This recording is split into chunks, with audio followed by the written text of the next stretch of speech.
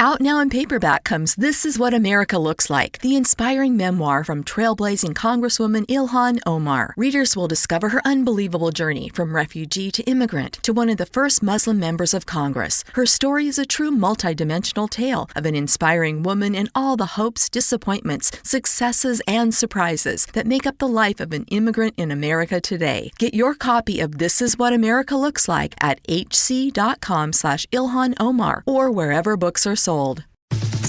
Want to hear some inside scoop? If your kids are as ready to go back to school as mine are, you gotta check out Kohl's. I got my daughters the cutest sew tops for under $18, JanSport backpacks for 25% off, and 30% off Levi's jeans for me. I even saved an extra 15% and picked up Kohl's cash. So, yeah, not sure who's more excited right now, me or the girls. Select styles, 15% offer ends August 15th. Levi's coupons do not apply. Some exclusions apply. See store or Kohl's.com for details.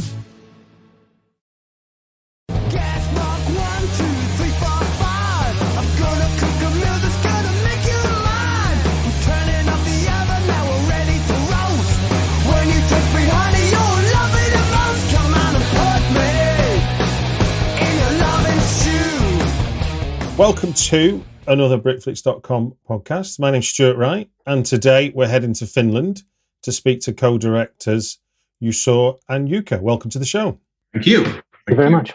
We're talking about your film Heavy Trip, and before we go into any details about how you made that, does one of you want to give a brief synopsis to what Heavy Trip is all about? It's a comedy film about a death metal band who set up for a trip to play at a big festival in Norway, and they've never played a gig before in their lives, although they've had the band for 14 years. that's the very short version. And it very much turns into I think I'd call it like a coming of age as much as it is about a rock band, yeah? Yeah, I guess. Yeah, it's a story of these guys finding themselves. With a liberal amount of absurd comedy. Yeah. Yeah, some of that too, yeah. What was the kernel of the idea that sort of led to Heavy Trip becoming a film that I saw, just last week? So we had a really good time making a short film called Impelled Rectum when we were studying in school. And after school, we started, we knew we wanted to make movies. So naturally, we started writing a sci-fi movie about Jesus in a post-apocalyptic future. And then realized that we might not get the hundreds of millions for funding for this movie as our first feature movie. So you got the idea about the short film we made years before that. We had a lot of fun doing it, and because we live in the metal capital of Finland, Oulu. We had done a lot of music videos for metal bands, so the themes were present in our work. As soon as Jukka said that we might have enough stuff here for a feature movie, I instantly thought that this is a good idea. There's so much stuff to write and say about metal music with images and quirky people, and I don't know. Do you want to add something here, Jukka? Yeah, the idea kind of. I'm not. Juuso is our actual metal head. I'm not really a big metal fan. I do listen to it, but not like that. But what was the idea in the beginning that was kind of interesting for me is that we have people listening to metal music, and my experience of those guys is usually that they're pretty gentle dudes, really friendly, and they have some really nice characteristics which are really in a contrast to the music what they make.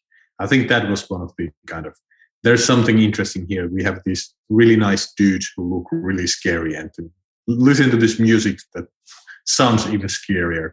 Yeah, I think that was one of the main points where it started. And like Juuso said, there's a lot of metal bands in the city we live in, and we were making music videos for those bands, and that was the experience we had. Like, what a nice dudes, how nice guys, and so friendly and kind of gentle feeling guys.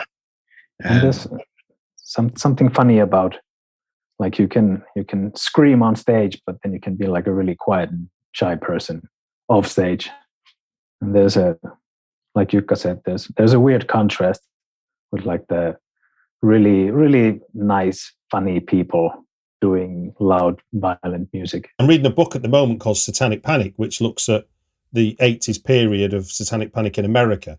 And the section about music is really, and movies, is really interesting, because the 80s was full of, the rock metaler as the outsider, as the embodiment of evil. And then there'd be a kid who would be, into rock music, and he'd be the outsider of the town. But in your film, I thought was interesting as a contrast is your band are quite cool in amongst themselves, and the kind of people that ridicule them are the numbskulls, are the idiots of the place. Yeah, we wanted to set the guys to some place where they're kind of outsiders,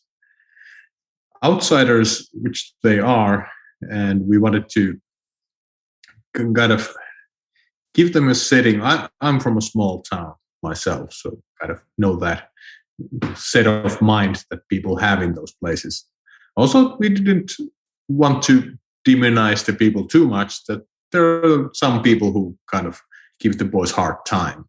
But like, yeah, it's being in a metal band and like growing your hair long, and you definitely stand out in a small town, even in Finland. And this has been even in Oulu.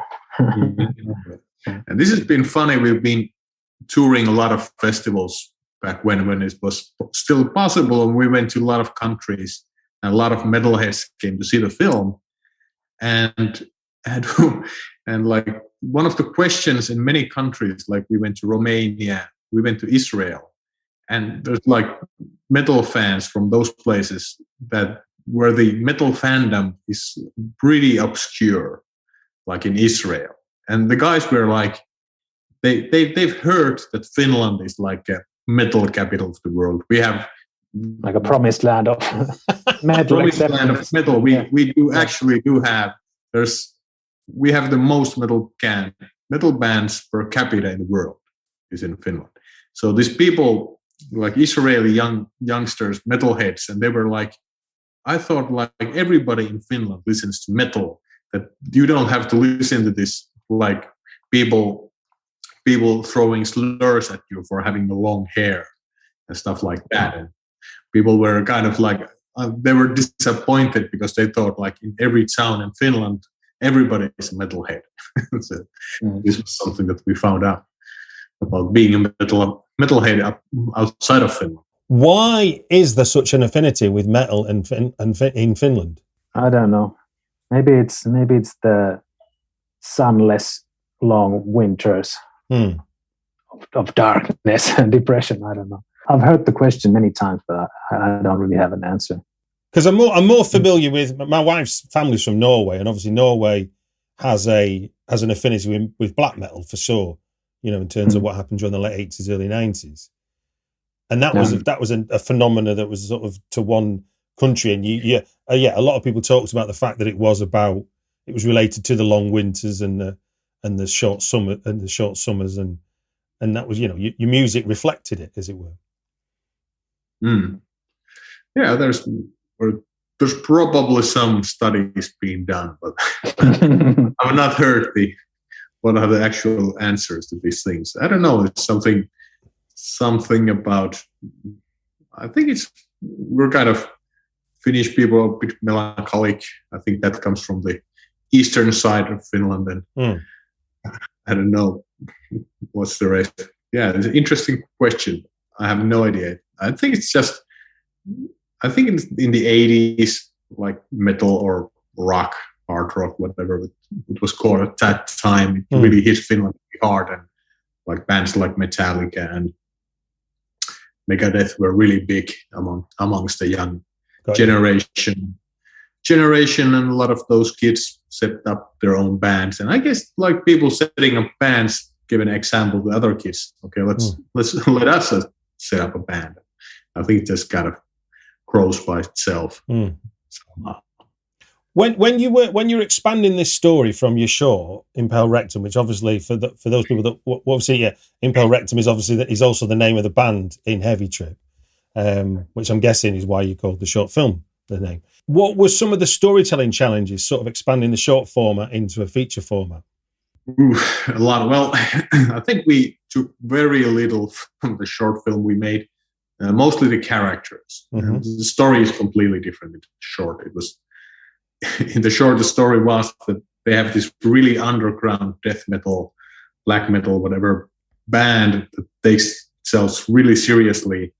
And the vocalist in the band was a big fan of these artists whose music is Finnish lager music, which is completely not streetwise. So it's the other. So in that film, the main character, who's the vocalist, doesn't share his secret to the other band that he really loves this other genre of music that is completely not metal. Yeah. So we didn't really take anything else from the characters from that film. So we started pretty much from nothing, from like an empty table. I think the idea was that I think the first thing we wrote down is we want to make a feel-good film about the death metal band. So that was the idea, to make it like feel-good films are something that are not really made in Finland so much. Okay, the melancholy gets into the films as well, does it? Finnish cinema tends to be bit on the dark side of things. What was the saying that if you're not sure about whether you should kill yourself or not, go see a Finnish movie and I don't know what the punchline was. My last before your film, my last Finnish film was the one that played at Cannes, the Dogs Don't Wear Pants. Oh yeah, I haven't seen that one, but heard a lot of good things about it. Which fits the model. It's about a man who loses his wife in the first 5 minutes, and he descends into S&M as a way of coping with his grief of the loss. Yeah, I thought that was pretty funny. Okay. I think that it had a positive vibe. No, the outcome was really positive, but yeah, its first half of it was not a happy place. Some of the choices you made were really for me were really inspired in terms of using that small town backdrop and the heavy metal, because once kids dress up in the biker jacket and the long hair, it's a fairly easy uniform to get into, and that's already in contrast to town. But then, for the lead singer to be cycling around on an old bicycle, it's just funny in of itself. Just those moments is like, he's not riding in on Hell's Chariot, is he, when he's knocking about town? I mean, and that's really simple ideas that really enhanced your belief that, there was a very great separation between what they did in the barn and then the rest of their life in the village. There's not really any fantasy about riding an old bike in the countryside. Like, a lot of feedback I've heard is when you're in a band, when you're in a metal band, and when you live somewhere that's not a capital city, and there's a lot of small towns. So when you're a small town metal band guy, you always ride like a crummy old bike to like band rehearsal. So a lot of musicians have related to riding grandma's bike in those scenes to between home and where the band is. So, but what I mean by that though is there's for your character there's no pretensions of trying to be cool, as it were. There's no rock star pretensions to it, is there? No, and I think one of the main issues with the film, which makes it, I hope, good, is that these guys are really sweet. They're really sweet and they're really enthusiastic about their music. And I think one thing that makes metal music a good subject here is that I think playing metal music is like playing. Hi, I'm Pete. I'm an IT manager / superhero. Pete, bad news. What happened? I put a very expensive latte on top of my car, drove off, and it spilled. It's bad. How's that my problem? Oh, my laptop was up there too. Okay, that's why we use connection services to manage our cloud. Everything's backed up. I can access your stuff remotely. You won't miss a meeting. I really wanted that latte, Pete. For hardware, software, support, and empathy. For Pete's sake, connect with Connection. With equipment breakdown coverage from American Family Insurance, you can protect all the things that keep your dream home running, from sudden mechanical or electrical issues. Because this sound shouldn't mean... Contact your local agent or visit amfam.com to learn more. American Family Insurance. Insure carefully. Dream fearlessly. Refer to policy for equipment breakdown covered losses, deductible limitations, and exclusions. American Family Mutual Insurance Company, SI, and its operating company, 6000 American Parkway, Madison, Wisconsin. Products not available in every state. Jazz or some other music where there is very little, let's say, economic potential. So you won't get rich or famous by playing some like really niche metal music. So, and I think that proves that our characters are doing it for the love of the music, and they are really into it, and they really do get kicks of the music, and they're not really kind of, okay, let's set up a band so we can get girls, or we'll get rich playing this music. And I think that makes metal music a really good subject. From the look and feel of the film, with conversations with this in terms of cinematography, talking to, is that Harry Rat? Do I pronounce that Harry Ratti? Yeah, Harry Ratti. What were your conversations about the look and feel of Heavy Trip? It needed to be like a colorful and summery and warm and timeless and kind of vintage. We try to avoid stuff that'll link the movie's time to like something that we know that we didn't want to like show high tech stuff, and I think a lot of the cinematography was also like we had to shoot with a very small budget, so like even that's been thought of. Like a lot of action takes place in like wide shots, and we tried to do as much as we can with as few as shots as we could, because we didn't have a lot of money. What? So then so basically fewer shots gets you to the end of the film quicker, so to speak. Yeah. Trying to use as few shots per scene as we can, pretty much. Because like every different like shot or composition, it always takes time and money that we don't have. So in what way did your cinematographer sort of, I mean, I had a similar conversation with Lucky McKee about the woman. He talked about how shots he wanted, and then the cinematographer said, well, if we do this one shot, we could do this, and this, and then we don't have to do 3 or 4 setups. Was there any examples like that you could talk about? Well, most of it was like doing a Finnish film is usually, like you said, it's the schedule is really, really tight. So you have to really work. But yeah, we had ideas that we wanted to make, and doing these kind of ensemble shots where we have all the guys in the band. And like you said, like it's funny just to have like some metalhead driving a bicycle, and then we just do shots of these 4 guys standing on a road somewhere in the middle of forest, and that makes it just funny to see these guys standing somewhere. They're kind of out of their element. And as Juuso said, we wanted to make it look like colorful and bright and very like it's summer and it's warm. And that's also a strong contrast to the music that these guys portray. So they're clad in black, and one of them has a corpse paint under his face, and like putting these characters in a really kind of mundane environments kind of creates comedy in itself.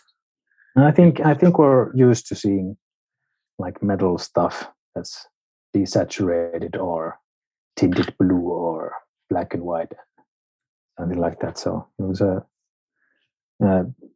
like we wanted to put as much color as we can, because watching a lot of metal music videos, they're not very like cheerful and colorful. Talking of color, how many buckets of blood did you use on this film? I think it was pretty much, well, it's mostly that one scene that we had to have.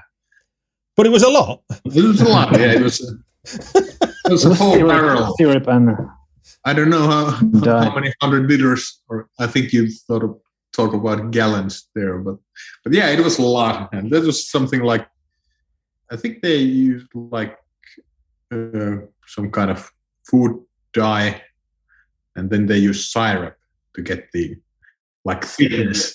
In terms of you shooting on a low budget, as we get into the sort of second half and into the final act of the movie, you really pump up the action. You know, there's a lot more people involved. There's a lot more going on. You know, for the first half of the film, we're very much in rooms with people. It's conversations. All right, there's the little gig scenes and stuff, but essentially it's quite controlled. But then you suddenly branch out, and we've got car chases, we've got weaponry. So what were some of the challenges for achieving some of the more high octane elements of the film on a budget you were working to? And have you got any tips and tricks for achieving a lot with a little? Avoid Norway. Yeah, Norway is really expensive. Yeah, I think it's avoid Norway. Why? Yeah, I think it's the number 2 countries where things cost a lot. But yeah, I don't know. It was like we spent a very little money on the first half, and then we had to use all the rest of the budget on the second. But yeah, still it was like I remember we had days, and okay, we had this shot, and okay, let's change the lens and like make one shot more, and somebody like our AD comes there, and there's no time for a lens change, which takes about 3 minutes that we have to go forward. Okay, now we're not okay. Let's go. It's just like stuff like that. But yeah, it was big, and we have a lot of crew in Norway, and we had extras, and we had stuntmen, and we have VFX coordinators and stuff like that. So we had those few days that we made all the big explosions and cars falling down and people shooting guns, stuff like that. So those were the big days. It was funny. What do you think with that experience? Then, what do you think you learned from that as directors, having to work with those kind, with coordinators on that, stunt and VFX coordinators? What did it teach you about film? Well, you need to do your homework really well. You have to it's all done in pre-production, really. But you just go there and do the film. You're kind of just executing the schedule when you're on set, which is of course kind of boring, but you do all the creative decisions in the pre-production, and you have to be really kind of decisive. Okay, we're gonna do storyboard, and we're gonna do these shots, and we're gonna do them just like this. So there's very small scale to kind of be creative on these budgets. It's like, it's absurd when you hear they were shooting this film and they shot this scene for 2 weeks or whatever. It's like we have an hour and a half, and it has to be done in an hour and a half. It's absurd that you hear, okay, Kubrick shot this thing for 2 months, and like not here. Kubrick would never make films in Finland, or he would have probably made one, and then he ran out of money, and then they drove him out. Yeah, it became a short film. Yeah, it became a short film. Yeah. Well, the thing with all the VFX stuff and like that, it's you have to kind of plan ahead. And we, of course, me and Juuso, we're doing a lot of CGI stuff with music videos and short films and commercial stuff and like that. So we were familiar with all the how they use them and how they use blue green screens, and we kind of understood the basics. So it was easier for us. So, okay, we need this shot, and then we need the background plates. And I think it's one of the darkest days. And we're shooting in Norway, And we have like 60 people coming to Norway. It's hugely expensive. We have like a week to shoot there. We have these amazing like locations we're going to shoot in. We have these beautiful mountains in the background. And in Finland, we don't have any mountains, so it's very spectacular. Yeah, it's a myth. I've found out this. There's no mountains, is there really? Yeah. Stuff in Finland and Norway look completely different. So anyway, we're in Norway and we've looked out these locations, and we're going out on a shoot, and that morning it's completely cloudy, and there's this huge mist, and you can't see anything. We go to the location, and in the background you can't see the mountains at all. Yeah, it's like shooting a. So you could have been in Finland. Yeah. So what we did, we set up green screens in the mountains of Norway, and we just shot shot all the stuff with green screens, and then we added the mountains in post-production.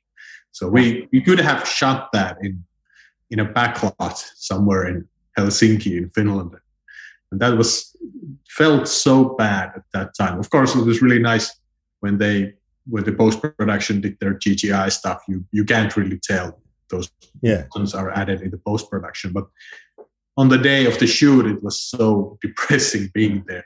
We can't see anything. I tell you what, are you familiar with the phrase? If the mountain won't come to Muhammad, you go to the mountain. Yeah. So you went to the mountain, and then you had to bring it. You had to bring it a second time.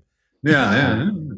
So I'll have to disagree with Jukka about being creative, because I think like the lesson is that you have to be creative. So because when stuff goes to hell, you have to like figure out a way to like make it work anyway, or make the most of it, or like the mistakes that are going to happen, you have to somehow write them into the movie.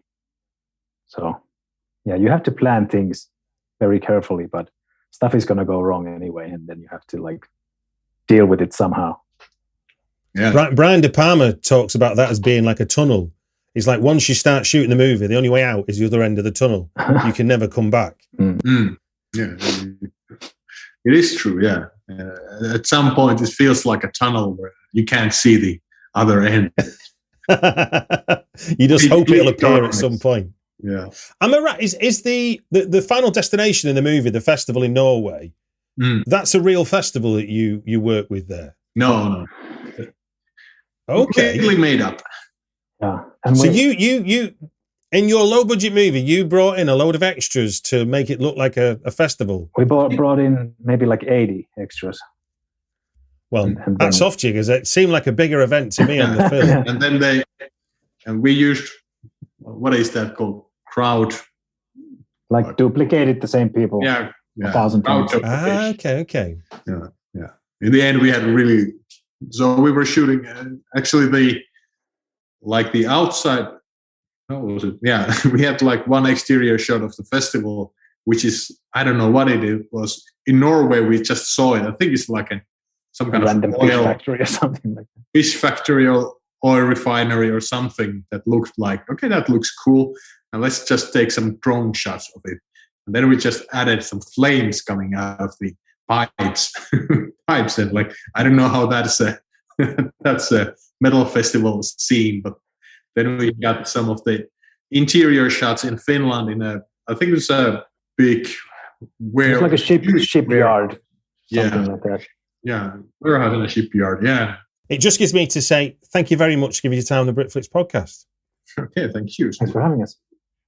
Yeah, we'll go back on writing Heavy Trip 2, which we were actually doing while we took this phone call. Yeah, sorry we were late.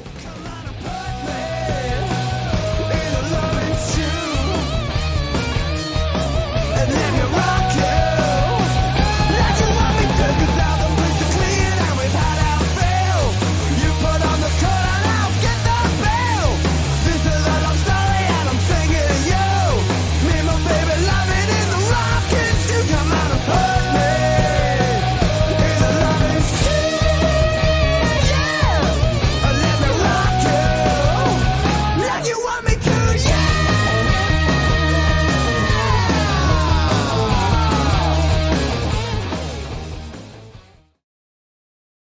Meyer brand lunches keep kids fueled for back to school. Start with a wholesome sandwich made with our honey-roasted deli-sliced turkey breast and provolone slices on Meyer's split-top wheat bread. Add a side of fruit with Meyer applesauce squeezable pouches. Treat them at school, after school, or anytime with assorted fruit-flavored snacks. And pack it all up fresh and neat with Meyer brand sandwich bags and napkins. Discover big taste and bigger savings when you go back to school with Meyer brand. If you've been a renter, you know it's stressful to find the perfect place. But Zillow Rentals make it easy. They have filters for pretty much everything, so you can find a rental that's big enough for entertaining your friends, but small enough they won't crash all weekend. Find your sweet spot on ZillowRentals.com.